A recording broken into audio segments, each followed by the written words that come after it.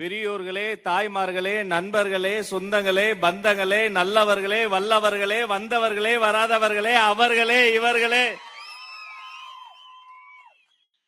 தளபதி நெஞ்சில் குடியிருக்கும்.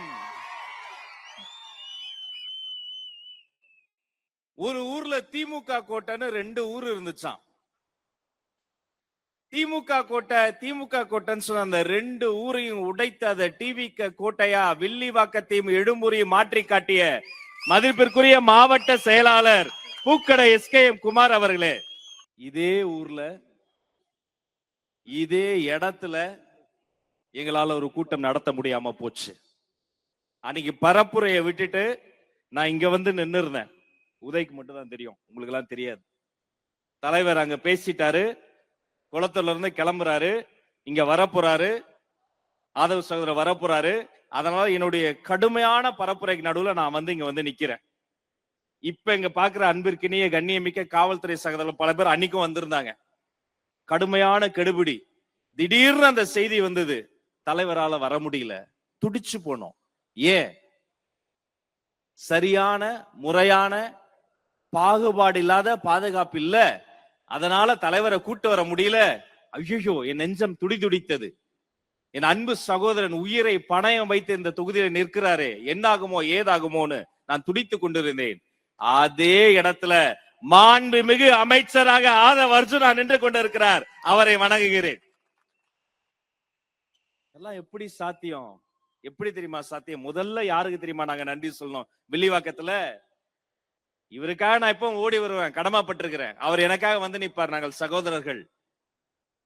கொடிய திமுகவின் ஏவலின் காரணமாக சோடா பாட்டலை எடுத்து அடித்து மண்டை உடைத்த போதும் எங்களுக்காக வில்லிவாக்கத்தில் நின்ற சிங்க பெண்களே, உங்களை தலைவணங்குறமா. உங்க வெற்றி இந்த வெற்றி.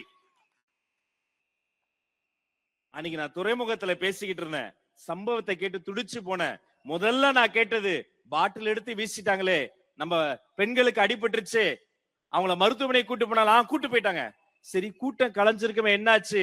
அப்ப சொன்னாங்க, ஆதவ் சார் பேச போறாரு, வந்து அடிப்பட்ட அந்த ஒரு பெண்ணை தவிர ஒரு சிங்க பெண் கூட எழுந்து போகவில்லை, அப்படியே நிக்கிறாங்க, நான் வாங்கினான்னு சொன்னாங்க. அதுதான் இந்த தொகுதி மக்கள். நெஞ்ச நிறைஞ்சிருக்குமா? என்ன சொல்றது, எதை விடுறது? கவுண்டிங் டே அன்னைக்கு இந்த மனுஷன் ஆதவ் சார் பண்ண விஷயம் இருக்கு. எங்கெல்லாம் ஒரே தொகுதி, லயோலா கல்லூரியில ஒரு பக்கம் எழும்பூர், பக்கத்திலேயே நம்ம தொகுதி, இன்னொரு பக்கம் நம்ம தலைவர் தொகுதி பெரம்பூர், இன்னொரு பக்கம் கொளத்தூர். கவுண்டிங் போயிட்டே இருக்கு. காலையிலே போயிட்டோம், திக்கு திக்குன்னு இருக்கு. முதல் சுற்று முடிவடையுது, விசில் சத்தம் கேட்கிறது. 2ஆம் சுற்று முடிகிறது, விசில் சத்தம் கேட்கிறது. 3ஆம் சுற்றுல அப்படி வெளியில வரோம். நானும் அன்பு சகோதரர் ஆதவ பாக்குற, ஓடி வந்து கட்டிப்பிடிச்சு, ராஜே நாம தான் லீடிங் அப்படின்னு சொல்றாரு. சந்தோஷம், என் கண்ணெல்லாம் கலங்குது. அப்ப அந்த மனுஷன் முதல்ல சொன்னார், இன்னொன்னு தெரியுமா, கொளத்தூர்லயும் விசில் சத்தம் தான் கேக்குது. வில்லிவாக்கத்தில் நீங்கள் அடித்த விசில் சத்தம் எழும்பூரை தொட்டு கொளத்தூரில் தொடர்ந்து, அந்த நாள் என்னால மறக்கவே முடியாது. விடிய விடிய தூக்கம் இல்லாம என்ன நடக்குமோ ஏது நடக்குமோ என்னென்ன சொன்னீங்க. வில்லிவாக்கத்துல பாக முகவர் போட முடியுமா? காசை கொண்டு வந்து குடுக்கல, நீங்க கொடுத்தாங்க, நீங்க கொட்டினாங்க ப்ரோ, கொட்டினாங்க வில்லிவாக்கத்துல காசை. ஒரே கேள்விதான் கேட்டோம், 100 கோடி ஓட்டுக்கு காசு கேட்டு கொட்டினிய தொகுதியில நல்லது செய்யறதுக்கு இதே காசை கொட்டி இருந்தா ஓட்ட உனக்கு போட்டிருப்பாங்களா இல்லையா? இல்லையே. எங்க சனம் ரொம்ப உஷார். என்ன தெரியுமா பண்ணாங்க? அறிவார்ந்த மக்கள், நீங்க கொடுத்த காசை உங்ககிட்ட காசை வாங்கிட்டு ஓட்டை எங்களுக்கு போட்டாங்க. வெற்றி வெற்றி வெற்றி, திரும்பிய திசையெல்லாம் வெற்றி. சட்டமன்றம் முதல் முறையாக ஒரு புரட்சியை பார்த்தது. எனக்கு அழைப்பு வருது, என்னுடைய தர்மத்தாயின் தவ புதல்வர் என்னுடைய தலைவர் பேசுகிறார், உங்களுக்கு ஒரு பரிசு வச்சிருக்கிறேன், நாளைக்கு வந்துருங்க. நான் கூட ஒரு பேனாகினா கொடுப்பாருன்னு நினைச்சேன். அடுத்த நாள் காலையில பாக்குறேன், கண்ணியத்துக்குரிய காவல்துறை வண்டி வண்டிக்கு முன்னாடி வருது, பெட்ரோல்ன்றாங்க, வணக்க வைக்கிறாங்க, எல்லாரும் கும்பிடுறாங்க, சந்தோஷமா இருக்கு. சரி, சட்டமன்ற உறுப்பினர் ஆயிட்டோம். அந்த அரங்கத்துக்குள்ளார போறேன், அந்த இருக்கையில எழுதியிருக்கேங்க, மாண்புமிகு அமைச்சர் இந்த ஏழையின் பெயர் எழுதப்பட்டிருந்ததுங்க. ஒரே ஒரு தொலைபேசி அழைப்புல அடுத்த மாசம் அம்மா வீட்டுக்கு வாடகை கட்ட என்ன பண்ணலாம்னு யோசிச்சு என்ன அமைச்சராக்கிய பெருமை என்னுடைய தலைவருக்கு மட்டும்தாங்க சேரும், வேற யாருக்குமே சேராது. இப்படிப்பட்ட ஏழை எளிய பிள்ளைகள், சாதாரண மக்கள் எப்படி ஜெயிச்சோம்? ஒரே காரணம் தான், எல்லாரும் காசுக்கு பயந்துகிட்டு, அதிகாரத்துக்கு பயந்துகிட்டு தப்பான திசையில நின்ன போது நாங்கள் தளபதியை நம்பி சரியான திசையில் நின்னோம். எங்களை அரியணையில் ஏற்றி அழகு பார்க்கிற எங்களுடைய தலைவர், நம்ம வெற்றி வேட்பாளர், உங்க எம்எல்ஏ, எங்க மாண்புமிகு அமைச்சர். அவரை பத்தி எல்லாரும் நிறைய பேர் தப்பா தான் நினைச்சுப்பாங்க. அந்த மாமனிதனினுடைய அந்த தங்க உள்ளத்தை நான் அறிவேன். சிவானந்தா சாலையில ஒரு போராட்டம், தலைவர் வந்துட்டாரு, மேடையில 23 பாதிக்கப்பட்ட குடும்பங்களை ஏத்தணும். அந்த குடும்பங்கள் உடைந்து அடுகின்றன, தலைவரின் கண்கள் பணிக்கின்றன. கீழே கட்டுக்கடங்காத கூட்டம், மொத்த கூட்டமும் முடித்து அவர்களை இந்த பக்கம் அனுப்பி தலைவர் அந்த பக்கம் அனுப்பி நாங்க அங்கிருந்து கிளம்புற போது அவரோட கார்ல தான் நான் போறேன். பேசிக்கிட்டே வரோம், சொல்லிட்டே வராரு, ராஜ் ஏதாவது பண்ணணும், அந்த குடும்பங்களை பாதுகாக்கணும், இதை பண்ணணும், கேஸ் போடணும். தலைவரை பாத்தீங்களா சொல்லிக்கிட்டே இருக்கும் போது அவருடைய குரல் உடைந்தது. திரும்பி பாக்குறேன், நான் இதை யாருகிட்டையும் சொன்னதில்ல, என் குடும்பத்துக்கு கூட சொன்னதில்ல, இந்த மேடையில சொல்றேன். பாதிக்கப்பட்ட 23 குடும்பங்களுக்காக இந்த மனுஷன் கண் கலங்கினாங்க, உடைஞ்சு அழுதாங்க அந்த மனுஷன். அன்னைக்கு நினைச்சேன், ரொம்ப நல்லவங்களை பத்தி இந்த உலகம் தப்பா தான் பேசும் போல இருக்கு. யார் அவங்க? யாரோ ஒருத்தங்க அவர்களுக்கு ஏதாவது நல்லது செய்யணும்னு இந்த மனிதன் அழுகிறான் என்று சொன்னால், நான் சொல்கிறேன், இந்த தொகுதி மக்களே, ஒரு ஆக சிறந்த மனிதனை நீங்கள் ஓட்டு போட்டு தேர்ந்தெடுத்துறீங்க. இந்த தொகுதியின் வேட்பாளர், அவர் காப்பாளர், சொன்ன சொல்படி நிற்கக்கூடியவர். எத்தனை முறை அவர் சாப்பிடுற நேரத்துல நாங்க போயிருவோம், சரி சாப்பிடறான்னு கிளம்பிடுவோம். யாரு சாப்பிட்டாலும் அவங்கதான் சாப்பிடுவாங்க.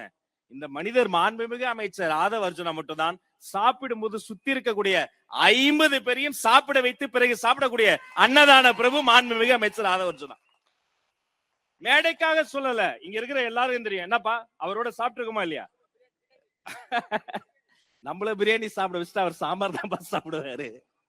அது இல்லைங்க, எந்த பாகுபாடும் இல்லாம, ஏற்றத்தாழ்வு இல்லாம ஒரு மனிதனை, சக மனிதனை மனிதனாக பார்க்கக்கூடிய இப்படிப்பட்ட மனிதர்களை அடையாளம் கண்டிருக்கிறாரே மா மனிதர். இந்த ஊர்ல நான் ஒவ்வொரு முறை பேசும்போதும் என்னைக்காவது ஒரு நாள் அந்த லைனை சொல்லணும்னு ஆசைப்பட்டேன். உங்க அனுமதியோட அந்த லைனை சொல்லிக்கிறேன். வெற்றி தலைவரேன்னு அவர் அழைச்சிருக்கேன், தர்மத்தாயின் தம புதல்வரேன்னு அழைச்சிருக்கேன். இந்த வில்லிவாக்கம் தொகுதியிலிருந்து நெஞ்சார நான் அழைச்சுக்கிறேன், மாண்புமிகு தமிழ்நாடு முதல்வர் அண்ணன் சி ஜோசப் விஜய் அவர்களே. தேங்க்யூ, நன்றிங்க. உங்களுடைய ஒவ்வொரு ஓட்டுக்கும் நன்றி. இந்த தேர்தல் சாதாரண தேர்தல் இல்லைங்க. எல்லா கட்சிக்கும் இந்த தேர்தல் டூ ஆர் டை எலெக்ஷன் பாங்க. உண்மையிலே எங்களுக்கு உயிரை பணயம் வைத்து நாங்கள் களமாடிய தேர்தல். 3 இடத்துல எங்க பசங்களை போட்டு அடிச்சாங்க, ஒரு இடத்துல சகோரிய போட்டு அடிச்சாங்க, பாட்டில வீசி அடிச்சாங்க, பணத்தால அடிச்சாங்க, அதிகாரிகளை வச்சு அடிச்சாங்க, நேரடியாக நெருக்கடி தந்தாங்க. இனி அது தெருவுல போக முடியாது. நாங்க ஒவ்வொரு தெருலையும் பிரச்சனை பண்ணாங்க. அத்தனை தடைகளையும் தாண்டி வில்லிவாக்கம் தொகுதியில் அண்ணன் ஆதவ அர்ஜுனா ஜெயிச்சிருக்கன்னு சொன்னால், நான் சொல்கிறேன், இது ஒரு தேர்தல் அல்ல, இனி ஒவ்வொரு தேர்தலையும் அவர் தான் ஜெயிக்க போறார். எழுதி வச்சுக்கங்க. நல்லவங்க கையில ஆட்சி வந்திருக்குங்க. ஜெயிச்ச அன்னைக்கு இருந்த சந்தோஷத்தை விட அந்த பதவியேற்பு விழா அன்னைக்கு ஒரு சந்தோஷம் பாருங்க. எல்லாரும் இருக்கும், அரங்க நிறைஞ்சிருக்கு. என் தொகுதி தான் எழும்பூர்ல நேரு ஸ்டேடியம். அந்த அரங்கத்துல மதிப்பிற்குரிய தலைவர் ராகுல் காந்தி அவர்களும் நம்முடைய மாண்புமிகு முதல்வர் அண்ணன் சி ஜோசப் விஜய் அவர்களும் சேர்ந்து நடந்து வந்ததை பார்க்கிற போது, அடே அப்பா, எப்படிப்பட்ட தலைவர்கள். அதுல ஒரு சர்ச்சையை சொன்னாங்க, நீங்க இப்படி பண்ணிட்டீங்க அப்படி பண்ணிட்டீங்க, தமிழ்தாய் வாழ்த்துக்கு இம்பார்ட்டன்ஸ் தரல. அந்த இடத்துல இருந்தவனா இவர் சொன்னார், கிரீன் ரூம்ல அந்த அதிகாரிகளை கூப்பிட்டு சொன்னார், முதல்ல தமிழ்தாய் வாழ்த்து தான் பாடணும் சொன்னது மாண்புமிகு அமைச்சர் ஆதவ அர்ஜுனா. நான் சாட்சி. அவர் சொன்ன நான் சொல்றேன், சார் ஆமா சார், கண்டிப்பாக நீங்க தமிழ்தாய் வாழ்த்த பாடுங்க, அப்புறம் தேசிய கீதம் பாடுங்க, நிச்சயமா அதுக்கப்புறம் வந்தே மாதர் கூட பாடுங்க, பண்றோம்னு சொன்னாங்க. மேடையில நிக்கிறோம், அந்த நிகழ்ச்சி நிரல் இருக்கும் பாருங்க. நான் அதை போய் கிழிச்சேன், ஏன்னா எனக்கு இவங்களை பத்தி தெரியும். கிழிச்சிட்டு ஃப்ரெஷ்ஷா ஒரு பிரிண்ட் அவுட் போட்டு கொடுங்க, நான் கொடுத்தோம். எல்லாம் ரெடி. நான் நிக்கிறேன், எழுந்து அப்படி அட்டென்ஷன்ல நிக்கிறேன். ஆனா மாறி அவங்க என்ன பிளான் பண்ணாங்களோ அதான் பாடினாங்க. நிகழ்ச்சி முடிந்தது. அதிகாரிகளை அழைத்தேன். யாரை கேட்டு மாத்தினீங்க? எப்படி இது மாறுச்சு? நான் சொன்னனே, மாண்புமிகு அமைச்சர் ஆதவ் சகோதரர் சொன்னாரு. அப்ப அவங்க சொன்னாங்க, சார் 3 டிபார்ட்மெண்ட் சேர்ந்து பண்ற ஃபங்க்ஷன் இது. லோக் பவன் மதிப்பிற்குரிய ஆளுநர் அவர்களினுடைய துறை பண்ற ஃபங்க்ஷன். நீங்க பதவி பிரமாணம் முடித்த பிறகுதான் நீங்க முதலமைச்சர், பதவி பிரமாணம் எடுத்த பிறகுதான் அமைச்சர். அது எடுக்கிற வரைக்கும் நீங்க சாதாரண எம்எல்ஏக்கள் தான். அப்ப இந்த நிகழ்ச்சி அவங்க நடத்துறது தான். ஆனாலும் நீங்கள் சொன்னதை நாங்க சொன்னோம் என்று அவர்கள் சொன்னாங்க. நான் உடனே சொன்னேன், சரி சார், இது அவங்க நடத்தின ஃபங்க்ஷனாவே இருக்கட்டும், அவங்க போட்ட ஒரு அஜெண்டாவாவே இருக்கட்டும். ஆனா இனி நடத்த போகிற, மீண்டும் மீண்டும் நடத்த போகிற ஒவ்வொரு ஃபங்க்ஷனும் மாண்புமிகு தமிழ்நாடு முதலமைச்சர் அண்ணன் சி ஜோசப் விஜய் நடத்த போற ஃபங்க்ஷன்.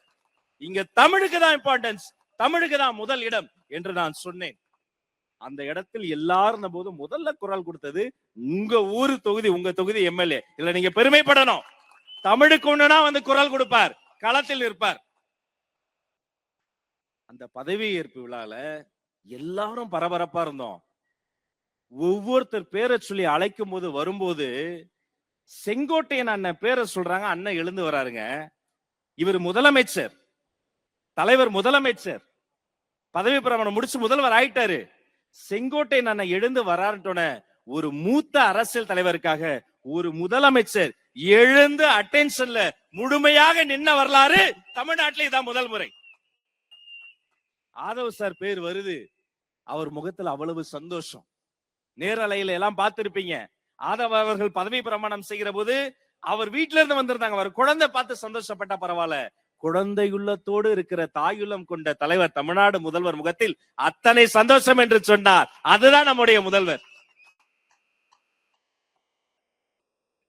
பாச குடும்பம் இது. பொதுச் செயலாளர் அந்த இடத்துல பேரை சொல்லும் போதும், சட்டமன்றத்தை கையெழுத்து போடும்போது கூட தலைவர் அப்படி பாப்பாரு, முதல்வர் ஒரு அடி பாப்பாரு. முதல்வர் நீ நடத்துனா அப்படிம்பாரு. தலைவரின் கண்ணசைவு வந்த பிறகுதான் போற்றுதலுக்குரிய பொதுச் செயலாளர் மாண்புமிகு அமைச்சர் அண்ணன் என் ஆனந்த் அவர்கள் அந்த பேனாவை நகர்த்துவார்.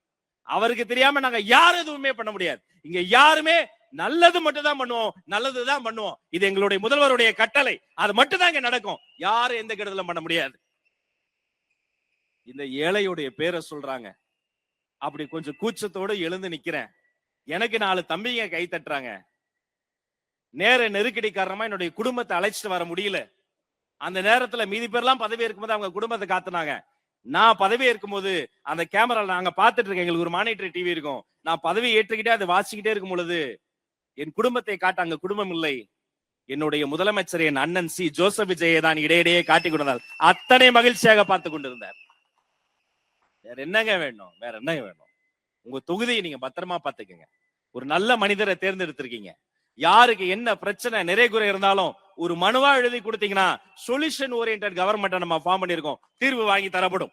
எழுதி வச்சுக்கங்க. சட்டமன்றம் நடைபெற்றது. சட்டமன்றத்துக்கு போறோம். இதுவரைக்கும் ஆயுத எழுத்துன்னு ஒரு படத்துல நடிகர் சூர்யா நடித்த படத்துல கிளைமேக்ஸ்ல ஒரு காட்சி வரும்.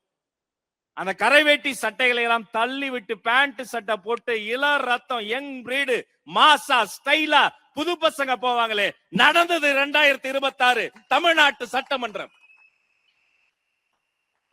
எதிர்வரிசையில் இருக்கவங்களே பேசுறாங்க, இவ்வளவு வாலிபர்கள் வந்திருக்கீங்களே சட்டமன்றம்.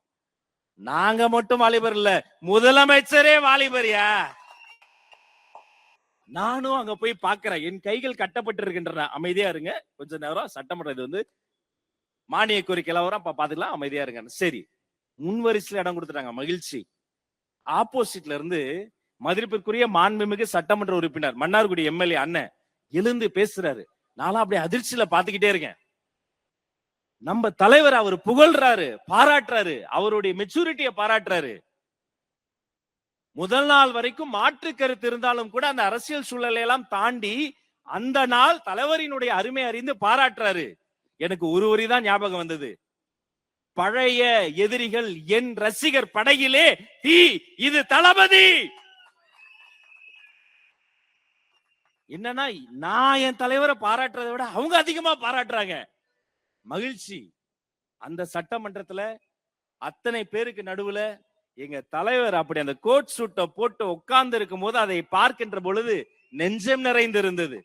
அத்தனை பெண்கள் அத்தனை தம்பிகள், அத்தனை இஸ்லாமியர்கள்.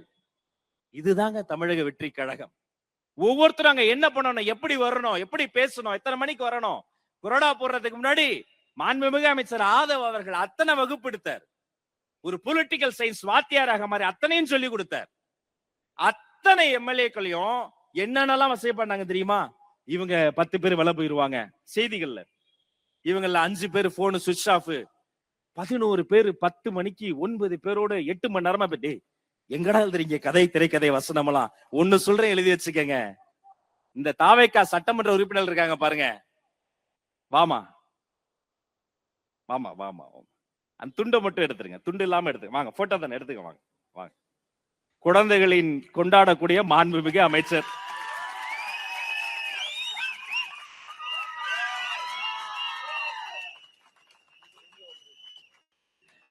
நான் ஒன்னே ஒண்ணு சொல்லிக்கிறேன். இந்த தலைமுறையை பார்க்கும் போது இன்னும் 2 எலெக்ஷன்ல ஓட்டு போட போறாங்க. எனக்கு தெரிஞ்சு கண்ணு கட்டிய தூரம் தமிழக வெற்றி கழகம் தான் ஒவ்வொரு தேர்தலையும் வாகை சூட போகிறது. 10 எம்எல்ஏ விலை போயிடுவாங்க, டிவிகே எம்எல்ஏ இவங்க இந்த பக்கம் போயிடுவாங்க, அந்த பக்கம் போயிடுவாங்க. எழுதி வச்சுக்கோங்க, ஒரு மேசைக்கு மேல 1 கோடி ரூபாய் படம் வச்சு பக்கத்து ரூம்ல தளபதி உங்களுக்காக காத்திருக்காருன்னா 1 கோடி ரூபாய் லெப்ட் ஹேண்ட்ல தட்டி விட்டு தளபதி கூப்பிட்ட குரலுக்கு ஓடக்கூடிய கூட்டம் டிவிகே கூட்டம். பணம்லாம் எங்களுக்கு ஒரு பொருட்டே இல்லைங்க. ஓட்டுக்கு காசு கொடுக்கல, பெருமையா சொன்னார் நம்முடைய அமைச்சர். பல இடங்கள்ல சாப்பாட்டு கூட கொடுக்க காசு இல்லாம கஷ்டப்பட்டோம். ஆனா அப்ப கூட பரப்புரை போன இடத்துல மக்கள் எங்களுக்கு சோறு போட்டாங்க. பாச கூட்டங்க இது, பண்பு கூட்டங்க இது, நேச கூட்டங்க இது, தானா சேர்ந்த கூட்டம் இதுங்க. மதிப்பிற்குரிய சட்டமன்றத்துல அவை தலைவராக யார் வருவார்? இவர் வருவாரா, அவர் வருவாரா? மிக சரியான ஒரு மனிதர், மாண்புமிகு பேரவை தலைவர் எங்க அண்ணன் ஜேசிடி பிரபாகர் அண்ணனை அந்த மேடையில வைத்து பார்த்த போது நெஞ்சம் நிறைந்தது. புரட்சி தலைவரை பார்த்தவரு, புரட்சி தலைவி அம்மாவை பார்த்தவரு, இடையில சரியான தலைமை வருமா என்று காத்திருந்தவரு, நம்ம முதல்வரின் கரத்தை பற்றினார். அவர் வாழ்வின் ஆக பெரிய உயரத்தை தொட்டு அமர்ந்திருக்கிறார். எங்கள் பேரவை தலைவரை மேடை ஏற்றி அழகு பார்த்திருக்கிறார் தலைவர். துணை சபாநாயகர் யாரு? நம்ம தம்பி ரவிசங்கர், எளிய வீட்டு பிள்ளை. கொரோனா யாரு சொல்லியே ஆகணும். இந்த வீடியோ கிளிப்பிங் நீங்க பார்க்கலையே, பாப்பீங்களா தெரியல. மதிப்புக்குரிய பிரகாஷ் ராஜ் சார், ஹாய் சலாம். உங்க மீது பெரிய மதிப்பு இருக்கு. இருந்தாலும் ஒண்ணு சொல்லிக்கிறேன், டிரைவர் பையலாம் எம்எல்ஏ ஆக்குவியா அப்படின்னீங்களே. முதலமைச்சர் பையன் துணை முதலமைச்சர் ஆகும் போது டிரைவர் பையன் எம்எல்ஏ ஆக கூடாதா? எங்க தலைவர் இன்னும் கொஞ்சம் ஸ்பீடு. வெறும் எம்எல்ஏ எல்லாம் கிடையாது, சட்டமன்றத்தின் கொரோனாவே என் தம்பி சபரிதான். இன்னைக்குதான் தம்பி ரூம்ல வாசல்ல போர்டு போட்டோம், மகிழ்ச்சி. ஏழை விட்டு பிள்ளை ஸ்ரீரங்கத்துல நின்னா என் தம்பி ரமேஷ், டிவிகே ரமேஷ் இன்னைக்கு எம்எல்ஏ. சட்டமன்றம் வரும்போது கேக்குறாங்க, ஏன் அம்மாவை கூட்டு வரல? ஆமா சொல்றான், எங்க அம்மா ஒரு சமையல் வேலை செய்யக்கூடியவங்க, குக். அவங்களுக்கு லீவு கிடைக்கல, லீவு கிடைக்கும் போது கொண்டு வருவான். யாருங்க தருவா அப்படி ஒரு வாய்ப்பு இளைய விட்டு பிள்ளைக்கு? எங்க தங்க தளபதி மட்டும் தாங்க தருவாரு. சாதாரண வீட்டு பிள்ளைகளை எல்லாம் சட்டமன்றத்துக்கு வரும். இப்பதானே ஆட்டம் தொடங்குது. உங்க அவதூறுகள்லாம், உங்க அநியாயங்கள்லாம் அறிவு அடியாட்கள் கொஞ்சம் பேரை வச்சிருக்கிறாங்க. பல பேர் போர்வையில மூத்த பத்திரிகையாளர், அரசியல் விமர்சகர் 10 நாளாக பதுங்கு குழியில ஒளிஞ்சுக்கிட்டாங்க. 200 தொகுதி வரும், 210 வரும். நம்ம ஜர்னலிஸ்ட் மணி கூட சொல்றதும் சொல்ற 234 சொல்லிக்க, உன் வாயும் ஊறிட்டு. நான் இப்படி சொல்லி நிறைவு செய்கிறேன். ஒரு ஆற்றல் மிக்கவரும், ஒரு அன்பு மிக்கவருமான, ஆற்றல்னா வேகம், அன்புனா தாயுள்ளம், அப்படிப்பட்ட ஒரு மனிதரை சட்டமன்றத்துக்கு நீங்கள் அனுப்பி வைத்திருக்கிறீர்கள். அவரை நீங்க பத்திரமா பாத்துக்கிட்டீங்க. இனி உங்கள் அத்தனை பேரையும் அவர் பத்திரமாக பார்த்துக் கொள்வார் என்று மாண்புமிகு அமைச்சரை வாழ்த்தி, அண்ணனுக்கு ஒரே ஒரு கோரிக்கை, அவங்க எல்லாம் சேர்ந்து பச்சை பேனாவை உங்க பாக்கெட்ல வச்சுட்டாங்கன்னா நிறைய பசங்க படிக்கிறாங்க. இந்த போதையை மட்டும் கம்ப்ளீட்டா ஒழித்து 10 பச்சை பேனாவை நீங்க உருவாக்கணும். தலைவர் சொன்னதை சொல்லி விடைபெறுகிறேன். கான்பிடென்டா இருங்க, நல்லதே நடக்கும். நன்றி, வணக்கம்.